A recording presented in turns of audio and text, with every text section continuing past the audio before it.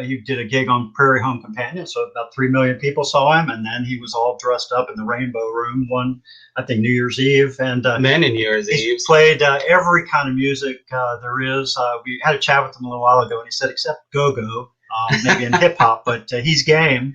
So any hip hop artists out there that want a great drummer and break him in, yeah, I know, but this person would love to talk to you. So we are just really thrilled to have our friend Brian Alpert with us today. So let's bring him in. Gentlemen. There he is. Hey. Hello. Hey, my brothers. Hey. How are you weathering the storm? My brothers, for real. And a slight correction, there's no way we've known each other for 50 years. I know, especially since you look like you're 30. Totally possible. You know, I want to know your secret, brother. Man, I don't know. That's a big number. And Jose, that sounds a little more like it. Hey, I'm the younger one, so.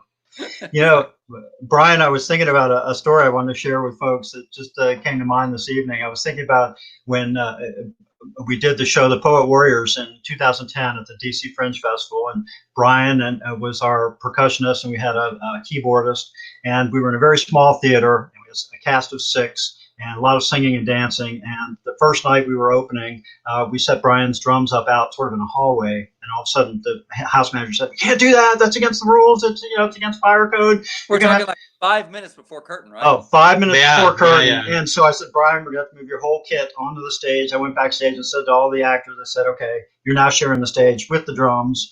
And so just when you're doing that high kicks, please don't kick a hole in Brian's drums. And it actually ended up working out really beautifully. But anyway, you've probably seen it all in your years of performing. I've seen a lot of crazy stuff. That show was particularly a thrill, though, because doing theater is such a different kind of thing, and doing that show was such a wonderful experience, really, truly. It was well, and you played with another with Doc Scanlon's big band, and for folks should really look him up if they're not familiar with him, because you talk about a show. You folks put on a show.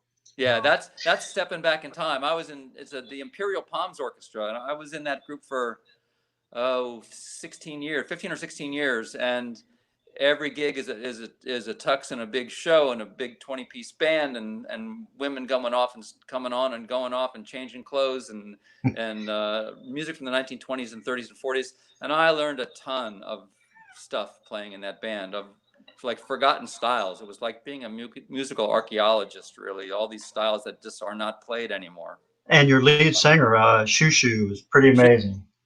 People should look her up. Shushu is, for those of you who can find Shushu on Facebook, just think of her as a kind of a combination of Marilyn Monroe and Betty Boop. You'd be in for a treat. She's pretty amazing. She's a truly amazing person. Yeah. So, Brian, when did you first realize that music was going to be part of who you are as a human being? Well, speaking of how old we are, I should say I am. It was the moment the Beatles took the stage on Ed Sullivan in 1964, February of 1964. And tons and tons of musicians say this of a certain age. It was like being struck by lightning. And I don't know any other way to describe it. Just to see all of them, and of course I was particularly gravitating toward Ringo because he's like up there hitting stuff. So a 7-year-old boy, what could be better? Or actually, yeah, that's right, 7. What could be better than getting to hit that stuff and have everyone screaming for you? Wow. So when did you get your first set? Well, I started playing a couple years later. And my mom was wisely cautious. She didn't want to buy a whole set of drums. I've seen this happen time and time again, where the parents, they buy a big set of drums and the kid plays for a little bit and realizes this is actually kind of hard and loses interest. And then 6 months later, they're just collecting dust in the basement. So my mom didn't want to or could afford to do that. So she first it was just a practice pad, and then they rented me a snare drum, and then they bought me a snare drum, and then a couple years later, I convinced her to buy me a small drum kit, but the crowning glory of my love for my parents came at age 13 when they gave me what was presumably a typewriter for my bar mitzvah. And I opened up a big box to pull out my awesome typewriter. Thanks, Mom. And it was a floor tom-tom. And for those of you who don't know what a floor tom-tom is, It's one of those. Oh, man. And it was the one thing I didn't have on my drum set, and they were golden in my eyes from that moment on. That's great. Well, I remember your folks as just being incredibly supportive people. Oh my God, my poor mom. My bedroom lovely. was right next to the kitchen, and I would get home from school like every day and play full out, like no concept that you might play quieter or you might use a pad. I mean, I would play for 2 hours pretty much every day while she was right next to, once she just through the drywall trying to make dinner. I mean, my poor mom. Of course, I didn't realize that until I was an adult. You know, my poor mom. She's a saint. Oh wow. So so who have been some of the people that have inspired you musically throughout besides the Beatles? Ringo. But as you've been playing with all these styles that you've played with, you know, what are some of the styles that some of the Western swing stuff you've done, rock, Western rock, I mean, I've done jazz, many New Orleans styles of music. I mean, the great rock and rollers like Ringo and Charlie Watts and Keith Moon, you know, are big influences. But then the great jazz players like, you know, Buddy Rich was a huge influence for a really long time, and kind of once that stuff gets in there, you know, you can't. It's such a distinctive thing. And I went through a Gene Krupa phase where I just could not hear enough or try to absorb or play like Gene Krupa enough. And you know, you probably remember. I know you remember my band Sitting Ducks, George, and that was sort of, you know, that was like a Gene Krupa thing for me. But you know, and you know, everybody's tastes have expanded, and there's so many great players, and like you know, funk players like Dave Garibaldi from Tower of Power, and a lot of guys from New Orleans who I just really, really love. I've gotten really into New Orleans music probably in the last more than a decade, but it's a city that produces one great drummer after the next, and the drumming styles from New Orleans also are particularly just kind of spellbinding for drummers. And well, you were the one that got us from the Meters, is you know is a huge influence, and Herlin Riley, who plays with who has played with Wynton Marsalis and does his own thing. I had a lesson with Herlin when I was in New Orleans, and there's a fellow named Wayne Moreau who is not very well known, but he's a smoking drummer, and he teaches down in New Orleans, and I've had a couple lessons with him, and I try to see him play whenever I can. So there's lots of guys, tons and tons of guys. Well, you were the one who got us hooked on the show Treme, the TV show. Yeah. For folks who haven't seen it, it's a good one. Yes. Yeah. Well, shall we? Well, speaking of drumming, how about we get to some of that? Okay. Yeah. All right. Good. So how are you going to rig this up? Yeah. What I'm going to do is I'm just going to play a few styles. I'm going to suspend the phone kind of from high so you can kind of see down on the whole drum kit, and then I'll just play a little bit of some different kinds of styles of drumming, and maybe the idea might be that you can just hear how very different they are. You know. Great, and we'll talk to you afterwards. All right. Well, so here we go with the suspended phone from the microphone stand high atop my little studio here. Is this okay, George, Jose? Yeah. Okay. Maybe I'm alone now. Okay. So anyway, maybe what I'll start with first is a little bit of a swing. We talked a little bit about Buddy Rich, so let me play a little bit of sort of a. I cannot even remotely play like Buddy, but you know, in the style of Buddy Rich, or just basically swing music. So here goes.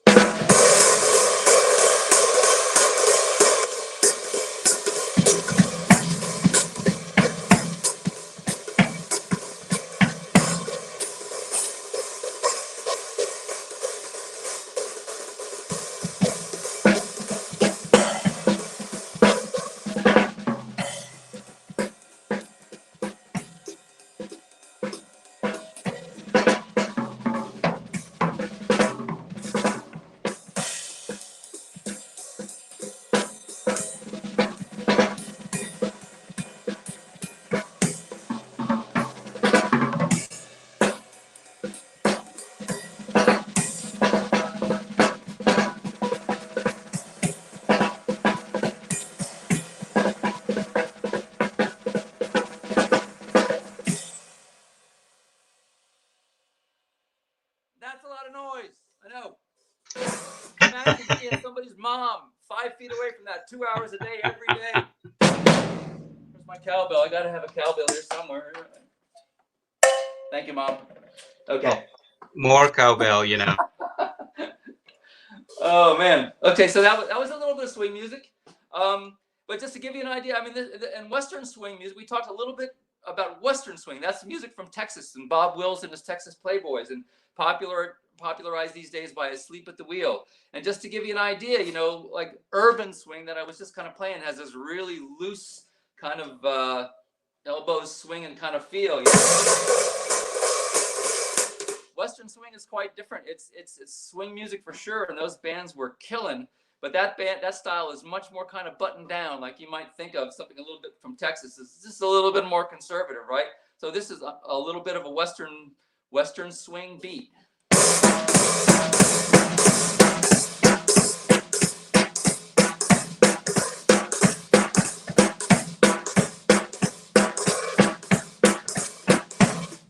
So very much more conservative. Those bands were playing at the same time. I learned about Western swing when I joined a band called Cowboy Jazz back in the early '80s, and that was quite a touring experience and recording experience. Great band. Some of that stuff is out on YouTube if you can find it.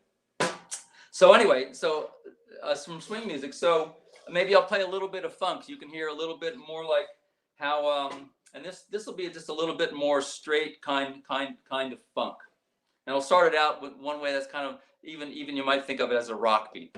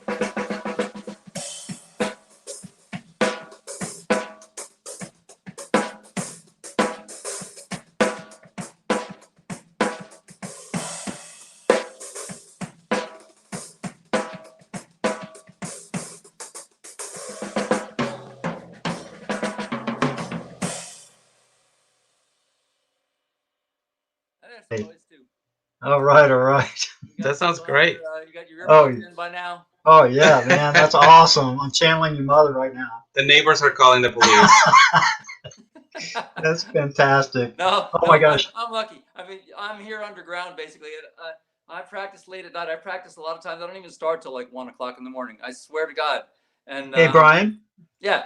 Would you? I know the one of the last groups you played with was Tom Cunningham out at Lorton, and it was if I tell everybody what the concert was, and it was his last conducting gig with a great band, and maybe you could do something to take it out in tribute to him.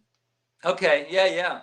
That was really a thrill of a concert because Tom Cunningham had that band. Let me see if I can tilt the phone just a little bit.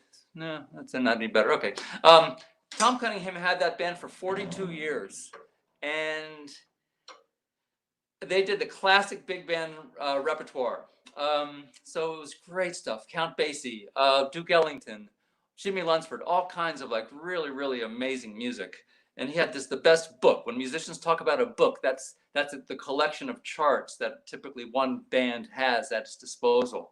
And Tom's book was just the best. So they had the same drummer for 35 years. I was lucky to be able to play with them for just the last 2 years because of some health issues that the other drummer had. So it was really a great experience. That concert in Lorton, we did everything by Sinatra and Basie because they had once played a show. I don't know if it was at the Lorton Reformatory. It was right around there, and the show is kind of a famous show that they brought the big band in and played for the prisoners.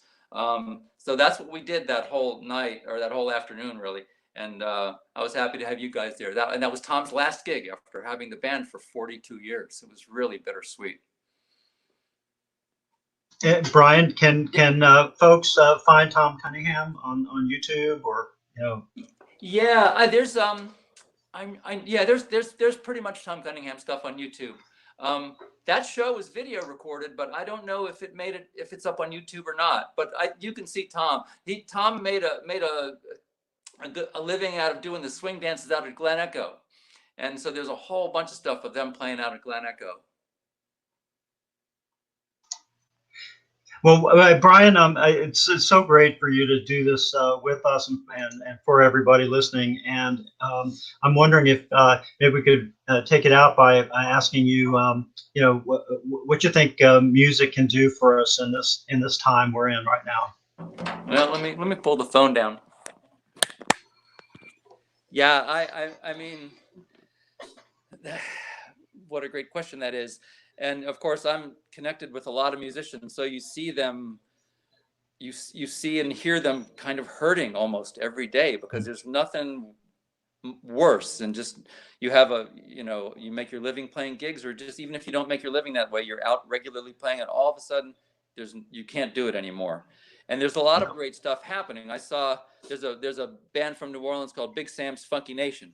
And I saw them today on YouTube. They're all like, 10 feet apart from each other on a driveway outside in New Orleans. And they streamed a live set for about an hour. I know the great drummer Johnny Vidakovich has been streaming from his house every day at like 5 p.m. And that's a thrill for me, because I get to see Johnny Vidakovich play every single day. And the teacher I mentioned earlier, Wayne Morrow, he's done the same thing, just did that the other day. So you have musicians looking in every possible area, trying to figure out how they can get their music out, and tons of live streaming.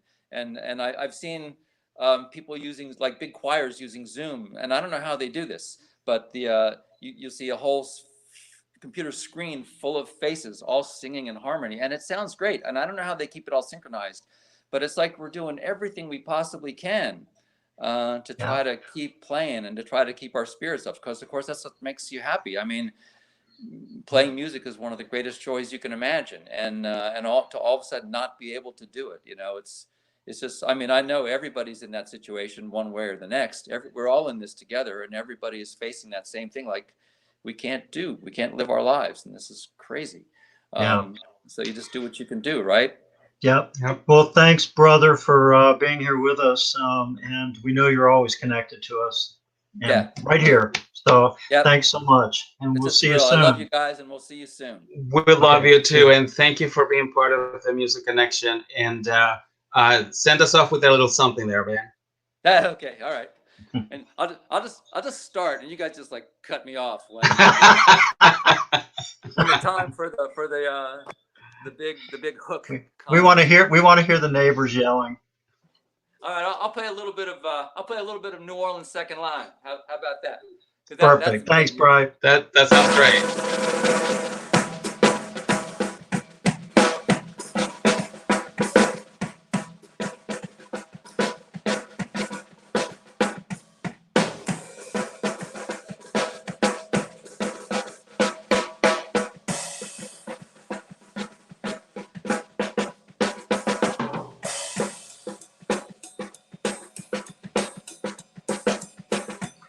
So everybody, Brian Alpert on drums, the one, the only.